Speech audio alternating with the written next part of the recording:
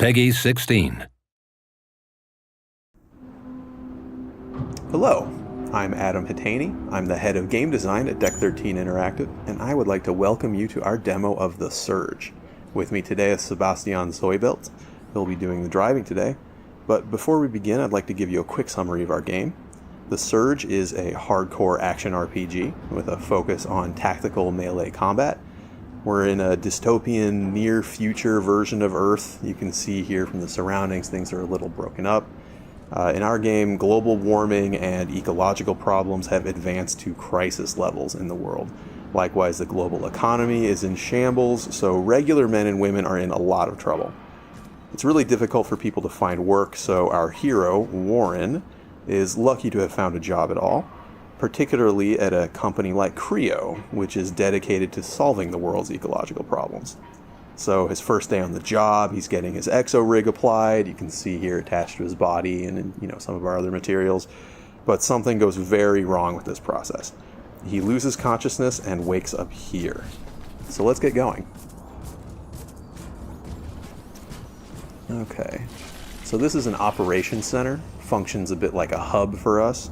You can do some crafting here. You can use your tech scrap to level up your exo-rig, but we're not going to do that yet. We're going to head right into the action. This is one of our new co-workers. He's not in very good shape, as we can see. He's a little aggressive. I think we're going to need to defend ourselves. Now, melee combat in the Surge is stamina-based. That means that while you're in combat, you're going to need to manage your stamina resource, or you might find yourself unable to complete a combo that you want to finish, or unable to dodge away from a counterattack. It's just something you need to pay attention to while you fight. And in the Surge, attacks are not light or heavy attacks, but rather horizontal and vertical attacks. And that's because the swing direction of your attacks actually matters. In the Surge, you can see here, you can target specific body parts. So directing attacks towards unarmored or vulnerable areas deals increased damage. It's more likely to stagger your opponent. So it really pays to observe your enemies, pick out their weak points when you're going in for the kill there. Another thing that we really like to emphasize is that it's really good and beneficial for you to scan your environment, to look around for enemies and loot. Exploration is really important to us. So looking around, we see this guy in the dark banging his head. Now, he's different from the other enemies we fought so far in that he has a helmet, which is something that maybe we want to take home with us, make it ours. So that brings me to the other aspect of body part targeting, which is that if you target a body part and deal enough damage, you will then be able to use combat energy, like this, to execute a finishing sequence. It's mean. So you chop off that body part and you loot it, and then we can take that back to the operations center where we can use our new blueprint to craft that helmet for our very own selves.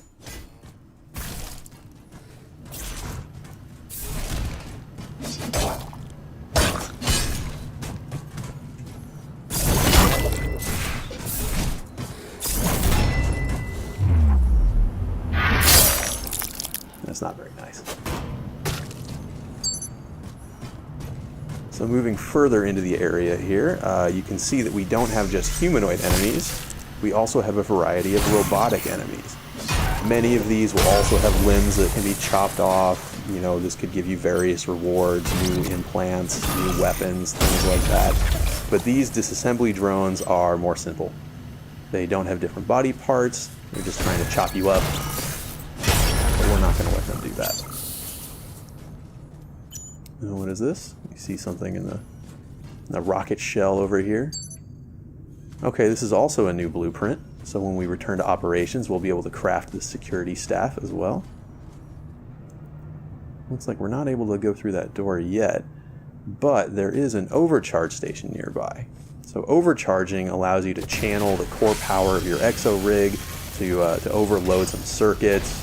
Sometimes that'll open doors, sometimes that will add power to places that had no power.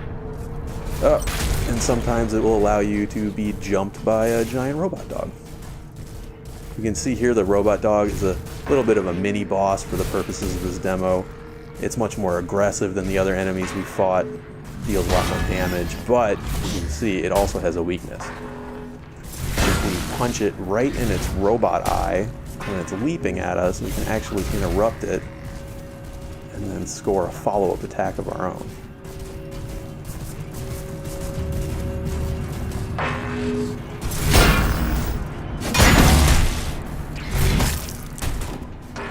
Be careful. Alright. Now that we have him taken care of, we can explore the warehouse a little bit more. Oh, maybe he'll be friends. No, I guess not. I guess he doesn't want to be friends. Something that's really important to us is that all of our enemies have purpose in the world. You can see that these guys, they have a heavier rig, they have these forklift weapons. You know, they really fit in the area that they're found. They're kind of like these mover, loader employees, but the way they yell and attack you shows that there's something still a bit wrong with them. So up here is an exolift. Why don't we try that out? Or we will not. We will deal with our friend here, and then we will use the exolift. Our two friends.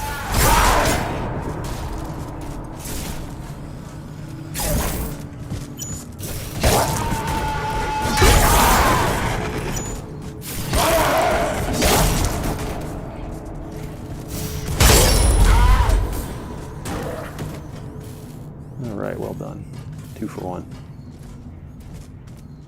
Okay, so an exolift, it's the way that Warren can reach different vertical areas, can go higher or lower. It functions very much like a ladder, but we think it's cooler. Now here's another overcharge station. The difference is that this one is higher level. Now, like I mentioned before, exploration is a major element of the game for us, and you'll have a lot of reasons to explore the world of the Surge. We see our levels as being pretty Metroidvanian in nature. They're really interconnected, and you'll find a lot of areas that you're not able to access until later in the game, until you have more power or different capabilities. So when you find something that you're not able to open yet, it's really a good reason to backtrack later to fully explore. A lot of times you'll find other encounters or rare loot. But now that we've turned on the power to the warehouse here, we're able to go through this door that we just opened, which seems to open up a shortcut back to the operations. So that's a pretty good opportunity for us to craft some new gear with all these blueprints that we've gathered.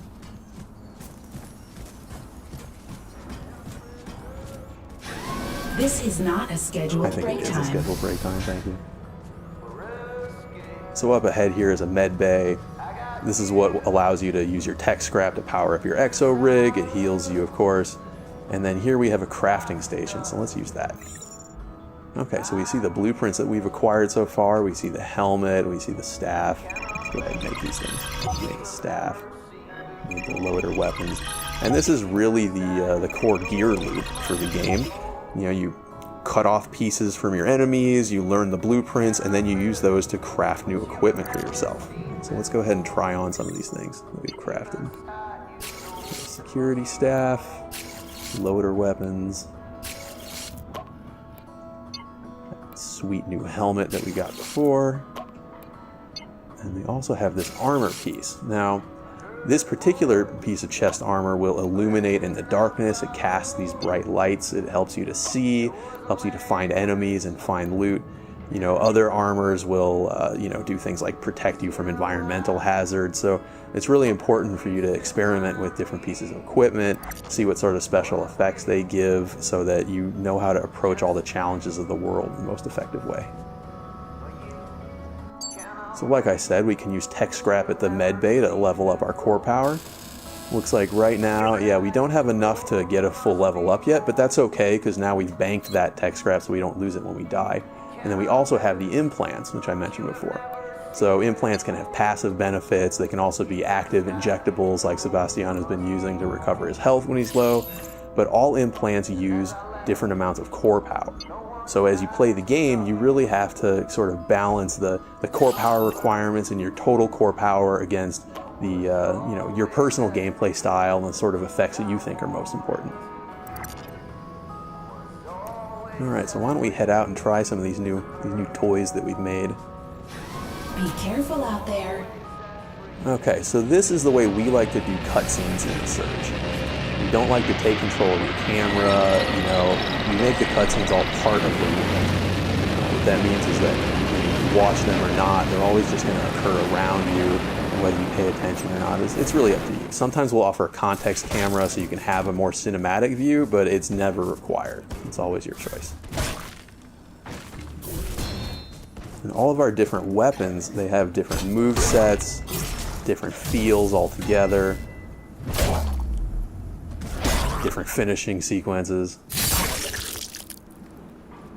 Pretty brutal. So as you get new weapons in the Surge, you'll really want to test them out, see which one feels the best to you, which one is most effective in your own hands. It's really your choice.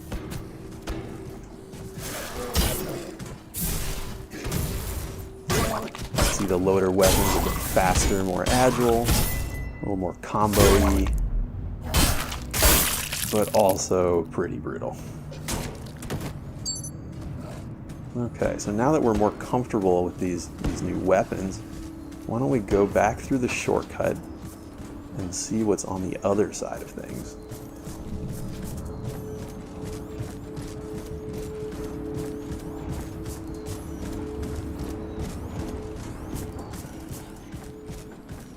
This is pretty dangerous.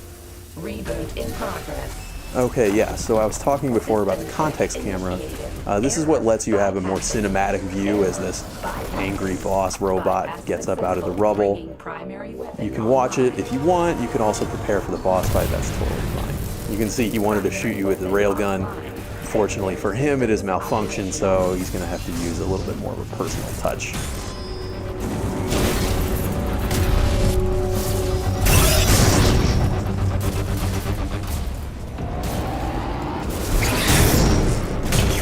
Sebastian is assuming that we're not actually dealing damage to the boss's real health, but we are increasing the threat analysis meter, so I guess we should figure out what happens when the threat analysis is full.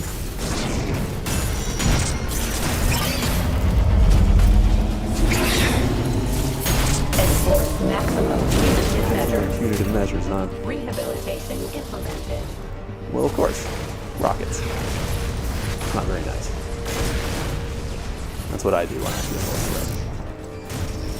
threat. But we still haven't dealt any damage to its real health bar. So maybe, if we're careful, we use those rockets against it somehow. Well, it's pretty close.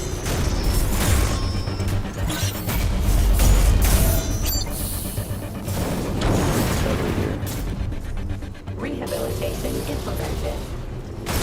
Okay, there we go. So now we force it to be hit by its own rockets. We're able to target its armor piece, knock it off, and then give it a good solid punch right in its robot brain, which has dealt some real damage. Now let's see if we can repeat this process from victory. Now, one thing to note is that you know, this is one way to defeat the boss, but it's certainly not the only way to defeat the boss. And this easier method does not allow you to receive the most powerful loot. So if you want the best things off the bosses, then you know what, to fight them fair. Show honor. Not really. It's not really a game about honor. Threat analysis is almost full again. Let's see what happens. Enforce maximum punitive measures. Dispensing sentence. Okay, yeah. Reboot initiated. Down. Let's see if we can get at its other armor piece. Okay. Very nice.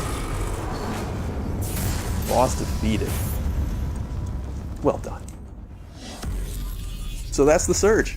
Scheduled for release in 2017 on next-gen consoles and PC. Once again, I'm Adam Hatani for Deck 13 Interactive. Thanks for watching.